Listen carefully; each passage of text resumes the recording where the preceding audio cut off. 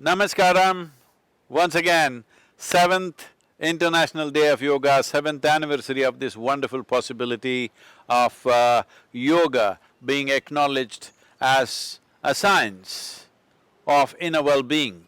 Not a religion, not a belief system, not a philosophy or ideology, but the science of inner well-being. As there are sciences for external well-being, this is a science for inner well-being. On this day, over 15,000 years ago, Adi Yogi turned south. As the sun's trajectory in relation to the planet turns south on this day, it's called the summer solstice. On this day, he turned south and began to propound the science of yoga. So this is a day that's been declared as International Day of Yoga. This particular International Day of Yoga is more significant than ever before.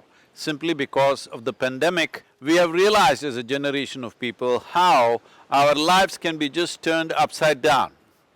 All of a sudden, without warning, the pandemic. So at a time like this, building a vibrant and resilient body, a joyful and focused mind, and indefatigable sense of energy within you is most essential to fight these external invasions, which scientists are predicting may happen again and again. Still, the pandemic is not over. We cannot say this is post-pandemic. This is pandemic season still.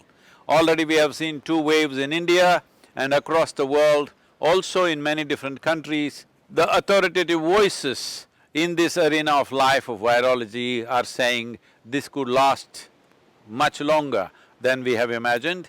So, it's extremely important that we build a system, we build a body which is resilient and a mind which is balanced and exuberant so that we can go through these rigors of life with least amount of distortions to our lives. So yoga is a tremendous possibility. Yoga is not a simple form of exercise, this is a complex mechanism. Understanding the mechanics of human existence, how we are made and how we can take it to the highest possibility. The word yoga literally means union, that means we consciously obliterate the boundaries of our individuality to know the universal nature of our existence, how being here as a tiny little piece of life that we are in this cosmos, we are capable of experiencing the cosmos. Being here in this moment of time, we are capable of experiencing the eternal nature of this existence. This is a possibility that India offers to the rest of the world. Well, of course, there are health benefits, there are various other aspects that even to fulfill the United Nations Sustainable Development Goals, this can be a very effective tool. Healthcare should go. Health and well-being, we must understand, can only come from within us. Doctors and scientists can help us when we are sick.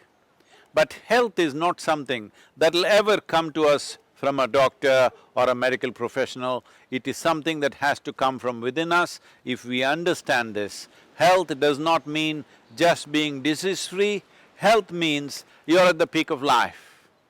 In terms of body, in terms of mind, in terms of emotions and energies, you are at the very peak possibility of your existence. This is health and we should not aim for anything less than that.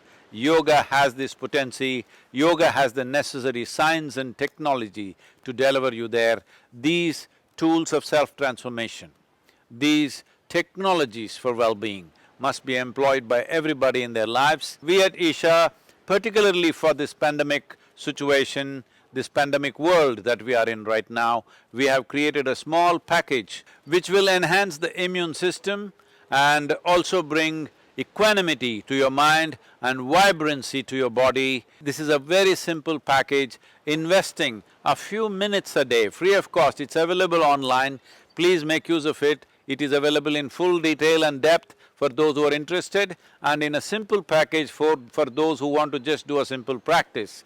It is available everywhere, free of cost, and dedicated volunteers are always on call to attend to these possibilities with you and make sure that you benefit from this. Every human being on this planet should make use of it. It's my wish and my blessing.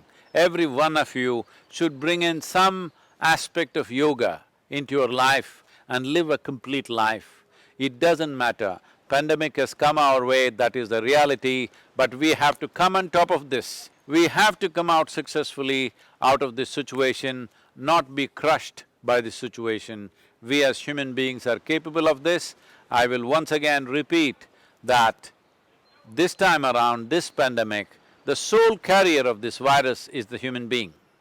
So if human beings are into some sense of yoga, that means they have become more conscious, not a compulsive life. If this happens, controlling and restraining the pandemic, stopping it in its tracks is very much in our hands. Let's make it happen. Let's take this stand on this International Day of Yoga. We will bring yoga into our life and definitely beat the virus.